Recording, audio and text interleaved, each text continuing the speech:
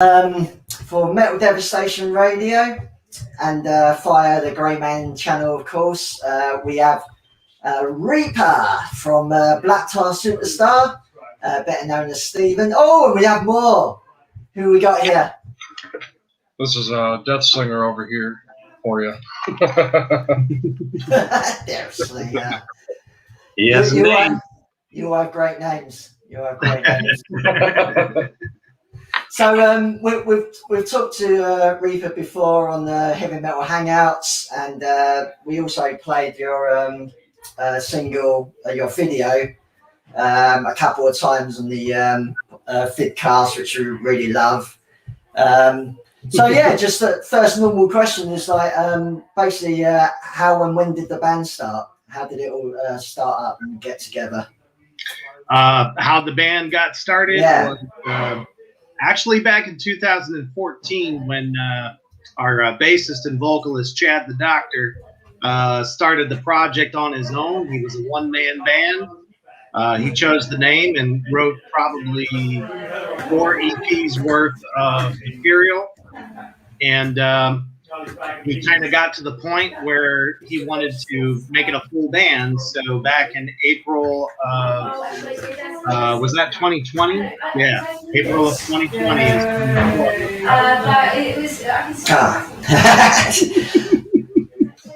Cool, yeah, because your first release was quite a while before, like it was 2014, wasn't it? And then there was quite a big gap.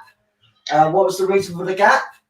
The gap is like I said, during that time, Chad was a one-man band, right. Our superstar, so he didn't have anybody else, and he could kind of like come up with stuff whenever he felt like it, because he was playing in another band at the same time. So.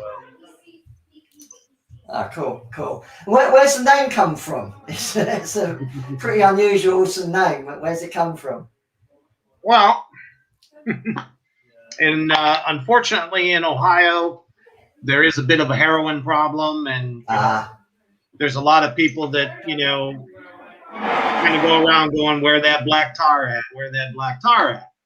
And when Chad was looking for a name for his project, he's like, I'm sick of these people going around, calling themselves some black tar heads or whatever. He's like, you know what? I guess that means I'm a black tar superstar. He just loved the name, and he kept it. And we keep getting that question everywhere we go. Yeah, I bet you do. It's a cool name though. But one thing that instantly when I watched your video, what's the name again?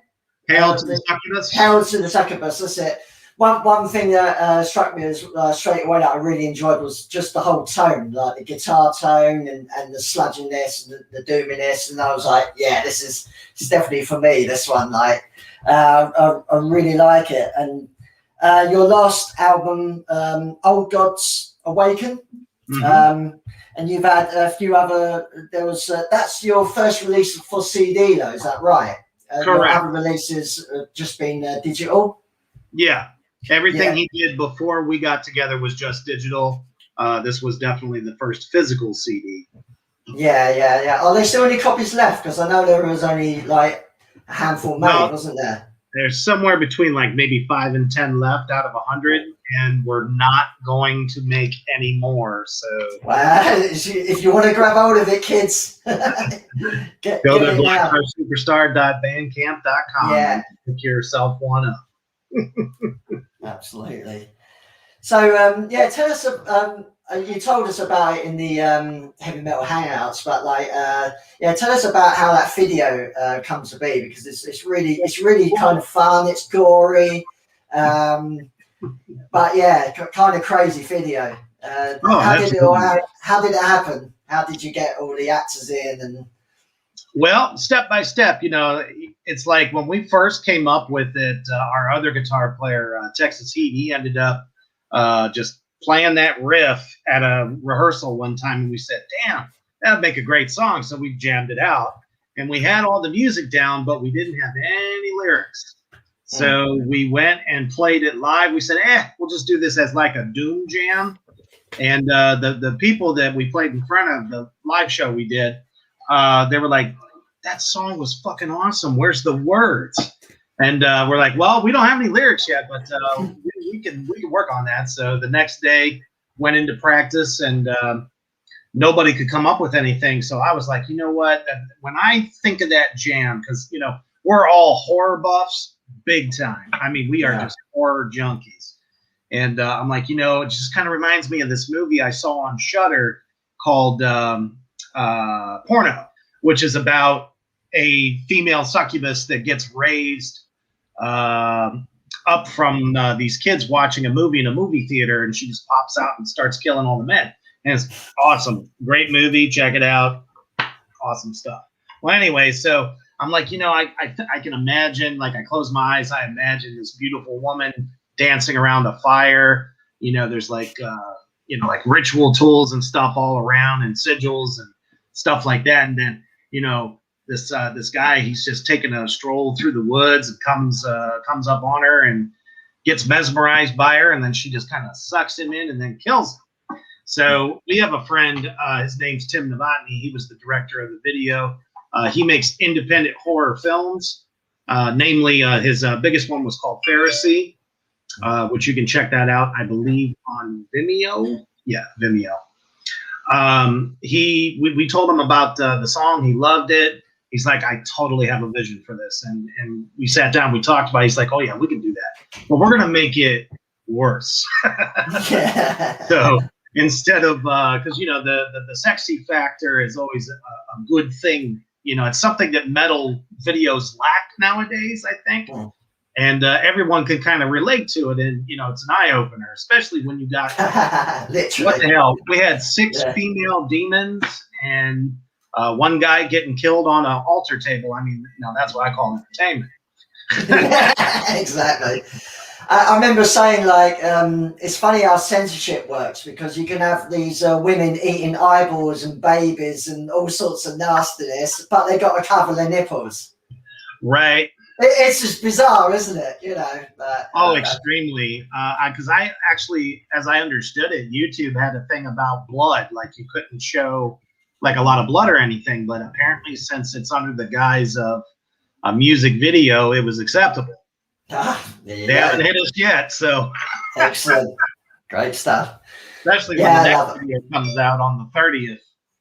Oh yeah, of course, yeah. So like, musically, like, as a band and yourself, where do your influences come from? Go ahead, Slinger. I'm a very big. I want to say I'm a very big Sabbath fan. I'm a very big. Oh yes. Oh yeah, man. Not just Sabbath. I've been a big Danzig fan, Typo Negative, Corrosion of Conformity. But my biggest over the few years, I would have to say, are like the German bands like Rammstein, and I also really like Black Label Society too. So I've been those are like my little groups. And then you have me, who's done death metal for the last 20 years. Oh, really? I've been the purveyor of the blast beat for as long as I can remember. And, you know, as I'm getting up there in age, I'm like, I just can't keep it going. Like, I'm thinking to myself, you know what? The one genre I never got to play that was my first love, because, I mean, that's what got me playing drums in the first place. It was the first time I heard Iron Man back in, I think it was 1980. I heard that for the first time. And I was like, that's what I want to do. But I never got to play in the genre because nobody wanted to do it. Everybody wanted to play. Especially in those days. Oh, yeah, big time. All they wanted to do was either the hair thing or, you know, thrash metal, which, don't get me wrong, I love thrash metal. And then, you know, Death came out and upped the game. And then you have, you know, Cannibal Corpse coming out in the early 90s. And, you know, so that's kind of what everyone wanted to do and push the envelope. So I was like, well, I like it too, so let's do it. But I always wanted to do something in the Doom genre because, like I said, I mean, that's where I got my start, really. So, you know, and our other guitar player, Texas Heat, which I actually thought was going to join us here in a minute, but I guess we'll see. Well, it's kind of hard getting us all together. It's during, the week until practice. It's just crazy. Yeah. But, he's got a lot of different influences too. He's very, 70s classic rock. Yeah. Alice Cooper and Zappa. Frank Zappa and Jimi Hendrix and, all the greats from that time. And, just a wide variety. And then our lead singer, bass player, Chad, I mean, he's a huge Neurosis fan. He loves Yob and Spelljammer and all these just incredible freaking doom bands that have come out in the last 20 years. So yeah, so I mean, and you can hear it because when you throw all them influences into the pot, you get something like Black Tar Superstar, didn't you? Which is a little bit of a mix of everything, really. I mean, you're quite hard to sort of pigeonhole down to a genre in a way. What would you call yourselves? Because like there is sludge in there, there's doom, but there's like rock and roll almost as well, like that kind of thing. I mean, do you even like to label yourself? It's kind of interesting. We kind of have like 4 tags that we always put in all of our posts on Instagram and Facebook. First, we call it doom sludge, and then we call it occult metal. And then we call it either horror metal or apocalyptic metal, something different. Just because, I mean, it's everything that we do. We thrive on chaos. So end of the world and shit like that. We tell a lot of stories. So it just kind of like all fits into that. And then you got us all being heathens. So, we put a little bit of spirituality or philosophy into some of what we do. So, that's where you get the mix. Yeah, cool. And a lot of them. Yeah, absolutely. You really don't do that in doom bands. No, you don't. But yeah, it's true. Like the horror stuff. Like, I mean, the first thing you think is horror, really, when you see that video and stuff like that. You think horror straight away. Right. So you've got like obviously I've noticed you've been doing a lot of kind of online gigs because obviously with COVID and stuff like that. How has that affected the band? The whole COVID situation. Has it been bad? Has it been okay? Was like a blessing in disguise, really. Bands like us, usually you just have your state to really get your start, and for us to start right before lockdown happened, we were like, wow, okay, we finally got together, and it's like, shit, now they're saying we can't go anywhere. Well, until we found out that our favorite club in Canton, Ohio, the Buzz Bin, was looking for bands to rent out the basement to practice. We're like, okay, there we go. So we've been there since last April. We've been practicing there. I jumped on social media like Instagram because they already had a Facebook page. So I was starting to kind of build that up a little bit more. And Chad never had an Instagram. So I just jumped on there, got straight into the Doom community and started to get to know different radio stations, different online, blogs, and of course, bands from all around the world. And we just kind of formed this relationship, and they really kind of started digging what we do. And, and I've owned some businesses in the past, so I kind of understand marketing and like how to get your name out there, get people listening to what we do. So I'd be like posting 3 to 4 times a day. So, I mean, what else are we going to do? Right. Yeah. I mean, it's the only thing you can do. And it just started like snowballing. I think it's because we're so different from everybody. They really kind of took to us because we have a unique sound.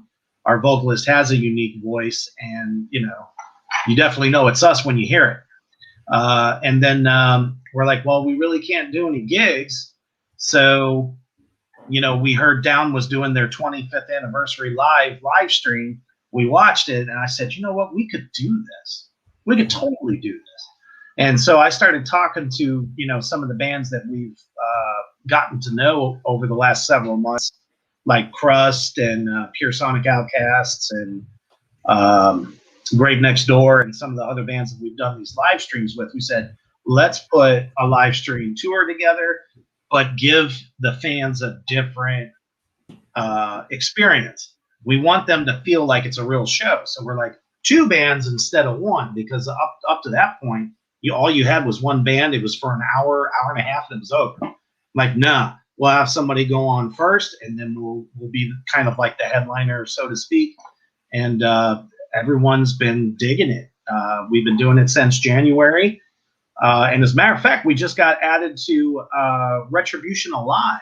Yeah, I want to talk about that. Yeah. The guy that runs it, Alan, he's a good friend of mine. He's been doing the Retributions. They used to be like, obviously not online. There were live shows around London with completely different lineups.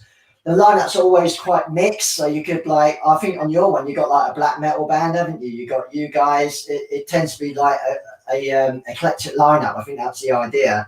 But yeah, it's gone online, and it's really cool. Grave Huffer, friends of ours, did one recently as well. So yeah, that happens every month. So yeah, 24th, I believe. Yes, 24th. So yeah, check that out, everyone. It'll be really good. They're good fun. They are. So have you recorded the show already, or is it something you're going to be doing live or pre-recorded? We're going to pre-record it, and then we'll send it to him, and he'll put it in there. Yeah. Because for us to try to get a really good recording with the one place in Youngstown, Ohio, that we did our first live stream show with, where it was professionally recorded, professionally live streamed, had multiple camera angles and everything. Well, we're like, we have to book that like a month or 2 in advance just to get in, because every band wants to do it. Yeah. And he's like, I don't care if it's from the practice room. I said, oh, really? So I'm like, well, we could do one live from the dungeon. As a matter of fact, Tim Novotny, the guy that does our videos, is coming to shoot it and get it recorded and send it over to him. Try to make it as cool as possible. Cool. Do you wear the makeup when you play live, or is that just for the video? It really kind of depends. That's you're the first person I ever ask, and I've been waiting for somebody to ask me. It's kind of my tribute to King Diamond. And but I do it a little differently. It really depends on the show and how much time I have beforehand, because obviously I don't have somebody do my makeup for me. So I kind of sometimes just do either the full makeup, or I just do without the white, corpse paint. So it depends. Just depends. Oh, that's cool. That's cool. Do you think you'll be doing it for Retribution, or do you know yet whether you'll be doing it? I will be doing it for Retribution. Definitely. Cool. Him too. Yeah. He's got his own thing he can tell you about. Yeah, I do. Well, I should say, since I'm partake in the Norse mythology, I'm a very big Viking person, so I put on Viking war paint, and I put Thor's rune on my forehead. So kind of patterns himself after Bjorn Ironside. That's really cool. Excellent. Like I said, we're all heathens, man. Yeah, absolutely. Fucking right. Fucking too right. So so you got a new album. I suppose the good thing about COVID, what a lot of people have said actually, is it's given a lot of time for people to write new material. So the Black Flame. Yes, we just got the release date today. Yeah. So promotions have been sick online right now. Unbelievable. It's coming out May the 28th. May the 28th. Cool. Yeah, I believe I saw on your Facebook that you got a sort of launch party. Is that right? In sort of April or something? Oh no, May maybe. An online launch party. I'm not sure, but. Well, we're releasing one single from the album on May the 1st. It's called 3 Witches. Okay, that might be what I'm thinking of, yeah. Yeah, because the actual release party, official release party for the album is not until July the 3rd. Right. Okay. We wanted to push that out as a little bit as far as we could, due to the fact that, man, vinyl takes anywhere between 6 to 9 weeks to get it. So we're like, well, we want to make sure that we have the vinyl ready to go when we do that. So, we can, basically have it for the people that come to the show. Cool. And it's your first release with a record label, was that right? Or is it still independent? Correct. It's our very first release with Artillery Music Group, because we didn't want to re-release the EP with them, just because, it did very well on its own, but coming into our first, record contract, we're like, no, let's do something completely new. Let's make it big. We ended up writing 10 tracks. So you're going to get 10 new tracks that you've never heard before. Oh, that's cool. And what were you expecting from the new album? Like, much the same, or is it a different direction, or what's it all about, the new album? Can you say? I can say that it's definitely full of doom. It's the sound that you would expect from us, but it's heavier. You could almost say there's elements of Down, there's elements of High on Fire, elements of Neurosis, Black Label, Rammstein, and I would also venture to say some elements from oh my goodness, I just had their name in my head. What are they? Amon Amarth. Cool. Bit of fight in there. And there's actually a little bit. There's a section in one of the tunes. I'm not going to say which one, but there's a section in one of the tunes where I get to go full blown black metal in. So it's definitely more experimental and very heavily, influenced by all the groups that we really enjoy, and we were able to write it in our style that we're not like trying to sound like other people. You can just hear it, like it just comes out. But the way we do it, it's different. It's very unique. I think you don't actually sound like other people anyway. You can hear the influences, but you definitely know it's you. For sure. We always get compared to Celtic Frost meets Corrosion of Conformity. Yeah, so that's what we're used to hearing anyway. That's pretty cool. No, we like the fact that you know that it's like an original sound. Yeah. So where are the lyrics going in the new album? You still sticking with the horror stuff, or it's really eclectic. It's out there. We hit upon so many different things. There's, anything from Opening the Gates of Hell to, Vikings on a Voyage to, Gaining Power. I'm trying to think. Forbidden Love, basically like a dark love kind of thing.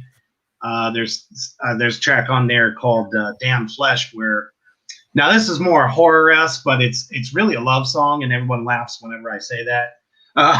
It's basically about a demon that is possessing this beautiful woman, and ends up falling in love with her, and then convinces her to become like him, and they ride off into the flaming pit together towards the end. Some of it is about, just like empowerment of the soul. Believe what you want to believe. You don't have to, have that sheep mentality, basically spiritual freedom. There's just all kinds of stuff. There's some history put in there too, about a Scottish Highland massacre that happened long ago, called Shadow Walkers. So it's got a little bit of everything for everybody. Yeah. Most definitely. And also, like in the one song there, that's kind of like Shadow Walker. It's very history. Blut and Zand is very history-like too, based on Germanic Viking tribes. And there is a lot of in that song. We do some German language stuff, so it's pretty cool. Wow. So yeah, a good mix of lyrics then. Yes, That's why I said when you listen to this record, it's like taking you on a journey. It really is. That's cool. Just a crazy movie. Yeah. So it's really cool to hear that your album's also coming out on vinyl. We're so excited. Yeah. I mean, what different formats is it? Digital, CD, vinyl? Are there any sort of special? Is there like digipack CD or special vinyl? Or, are you doing anything? There's going to be editions. Yes, there's going to be some bundle packages, like you said. Now doing the vinyl, because the CD is much longer, it has 10 tracks. We had to take off 2 of the tracks in order to fit the 40-minute mark in order to make it. And I was actually just talking with our label earlier today, and we're thinking about making a limited edition 7-inch that we more than likely will be able to put out there. So for those that only wanted the vinyl, but they couldn't get those other 2 tracks, they can either get it digitally, or they can, buy that limited edition 7-inch. So hopefully we'll have that. Cool. Oh, most definitely. So it feels like, even though you've been going since like 2014, it sort of feels almost like a beginning for the band. You got this record deal, the new album. Does it feel that way? It almost feels like you're starting something new, or is it just continuing? I mean, it's, I guess you could say it's continuing from Chad, since Chad started it in 2014. But, when the 3 of us joined him and, solidified the band, it really is kind of a brand new dawn. Yeah. We're still getting used to the fact that we're on a label. So, we're just 4 guys that have a passion for this music, and the creativity and the response that we're getting worldwide is just, I mean, it's like a kid on Christmas, Yeah. Opening up a new gift. Excellent. So what's the scene around your area like? Obviously, Ohio, Cleveland used to be a big sort of rock city, wasn't it? I mean, what's it like now? Yeah. It still is. There's a lot of doom up there in Cleveland. Yeah. We've actually invited a couple of those bands to come down to play our release party. But there's a lot of heavy, like, death metal. There's even black metal. There's a great black metal band here in Canton, Ohio, called Blasphemous Blessings. They are fantastic. It's very eclectic. A lot of people say the scene is dead, but it most definitely is not. You even have some industrial metal around here. So we don't necessarily play on the same bill together, only because, those type of shows, unless it's something really big or a festival, it doesn't go over very well. So if you were just to book like a regular night at a club and you had 3 different types of bands on there, sometimes it's like a hit or miss, but everybody gets along pretty well. I mean, always you're going to find little cliques here and there, but we're not about that. We just want to rock. Yeah, absolutely. That's what every band should be like. Yeah. Mm-hmm. So obviously, I don't know. I mean, in the UK and the USA, it seems like the COVID thing may be calming down, and we hopefully be getting back to normal maybe in a couple of months. Are you planning any live shows, like real live shows? Anything planned for the near future? Yes, as a matter of fact, we're currently booking. We're trying to book the summer as best as possible, without a lot of the, usual festivals that are going on and stuff. It's kind of tough, so we're trying to go regionally. We have a show, benefit show that's booked in South Carolina in September. We're looking at doing 3 clubs in Tennessee. We're going to try to hit Michigan, Kentucky, and we're working on Texas at the moment. Excellent. Until the East Coast kind of opens up a little bit, we can't really go to New York yet, or Massachusetts. Florida seems to be a little bit looser with it. I don't know if we'll eventually make it down there yet or not, but that's the plan. And then, of course, New Orleans got to play New Orleans. I gotta play New Orleans. Got to. that place, honestly. I was there last year, and New Orleans was just like, well, 2019, you know, and Austin as well. Like, they're not that far from each other. Yeah, great. I love the South. Like, Absolutely. I mean, they just love live music like nobody else in the country. They really do. And they don't give a fuck how loud they play it either. All the doors are open. I saw, it was like a bit of a dream, really. I saw I Hate God play New Orleans in their hometown. And that was totally lucky that that happened. I just booked a holiday with friends, and I Hate God are playing, you know. We're obsessed with the Obsessed. Oh, wow. So that was some show. And everyone was there as well. All your hitters from the scene were there. That was a great night. But you could hear it down the road.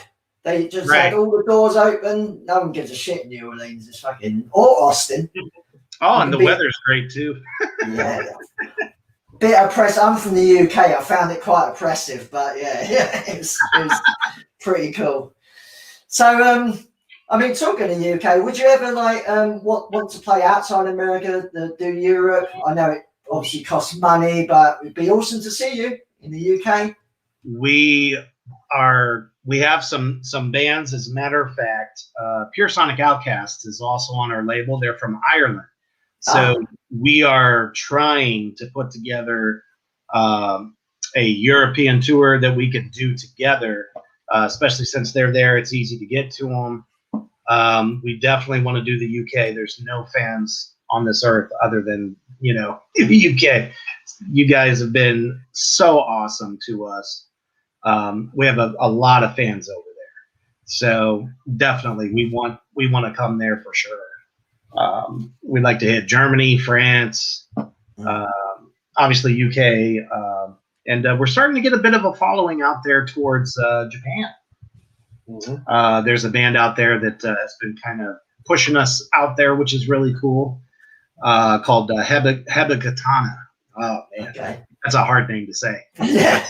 They're a doom metal band from Japan. They're called not ninjas. What's the other one? The other kind of samurai. They're called samurai. And they're doing pretty well too. So I mean, it's like, we definitely want to come over there. We're more interested in playing there than our own country. It's kind of absolutely. Rust from Russia. Yeah. We're doing a live stream show with them next Sunday. So they are just sick things. They're a blend of doom and black metal, so they call it blackened doom. It's another genre within the genre. Yeah, another subgenre. Subgenre. It's so difficult nowadays, especially. I know. It used to be just death metal, black metal, thrash metal. You knew where you were when we were young. Exactly. So we just kind of roll with it, and whatever you want to call us, call us. Yeah, absolutely. Yeah. As long as you're fucking loud. That's all we care. Yeah, that's it. So, so thanks a lot for doing the interview. We really appreciate it. Awesome band. I can't wait for the new album. So, just let us know, again, when the new album's out, and if you got a message for the fans, finally, go for it. Let us know. Oh, most definitely. You're definitely in for a new experience. A lot of people always say, bands should never change their sound or what they normally do. But if you're a very passionate type of band, you're gonna grow. And it's definitely a new level of heaviness. The first EP that we put out was heavy, but it wasn't as heavy as this one. There is a lot of groove, and we really hope you guys enjoy it and take the journey with us. Yep, basically become open-minded too, right? Because there's so many things that you can relate to, so many things you can just kind of sink into the atmosphere of the music, So, and I'd say the biggest message that we have on this album is believe in yourself and make your own destiny. don't listen to what anybody else tells you in your life. That they want to say bad things, don't listen to them. You're far better than what they say. Absolutely. Cool. And what date's that release again for the new album? May 28th. May 28th. Check it out. So, I mean, I don't suppose you're probably allowed, are you, to send out any pre-records to play on a radio show? As a matter of fact, we will do that. We're like I said, that first single, Three Witches, is being released digitally on May the 1st, and any of the radio stations that normally play us or want to play us, we will definitely be sending you a copy in advance. That'd be excellent. Yeah, most definitely. Cool.